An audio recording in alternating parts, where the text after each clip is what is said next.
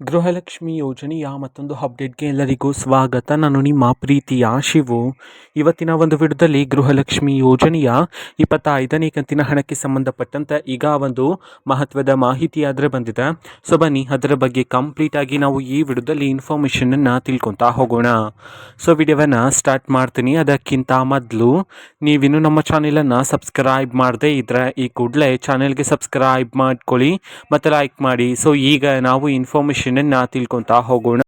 So ನೋಡಿ, ಇವತ್ತು ಸ್ವಾತಂತ್ರ್ಯ ದಿನಾಂಕ 21/1/2026. ಇವತ್ತು ಗೃಹಲಕ್ಷ್ಮಿ ಯೋಜನೆಯ 25ನೇ ಕಂತಿನ ಹಣವನ್ನು ಬಿಡುಗಡೆ ಮಾಡಲಾಗ್ತಿದೆ ಅಂತ ಹೇಳಿ ಈಗ ಮಾಹಿತಿಯನ್ನು ತಿಳಿಸಿರ್ತಕ್ಕಂಥದ್ದು. ಸೊ ಇವತ್ತು ಯಾವ ಜಿಲ್ಲೆಗಳಲ್ಲಿನ ಮಹಿಳೆಯರಿಗಾದರೆ ಗೃಹಲಕ್ಷ್ಮಿ ಯೋಜನೆಯ 25ನೇ ಕಂತಿನ ಹಣವನ್ನು ಇವತ್ತು ಬಿಡುಗಡೆ ಮಾಡಲಾಗ್ತಿದೆ.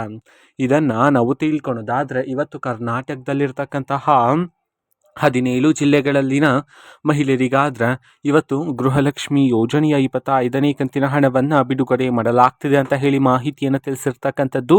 ಸೊ ಈಗ ನಾವು 17 ಜಿಲ್ಲೆಗಳ ಹೆಸರನ್ನು ತಿಳ್ಕೊತಾ ಹೋಗೋಣ.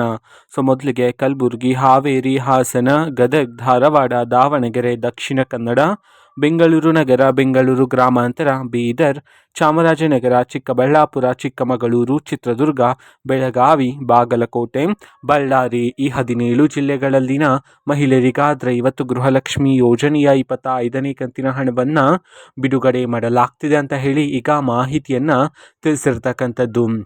ಓಕೆನಾ. ಸೊ ಇದು ಇವತ್ತಿನ ಒಂದು ವಿಡಿಯೋ.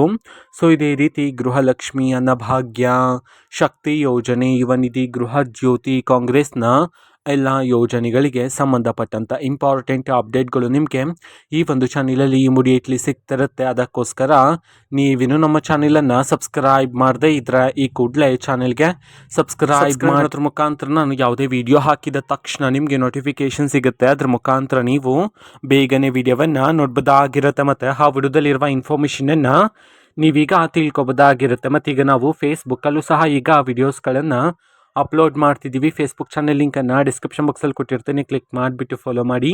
ಓಕೆನಾ. So thank you, bye.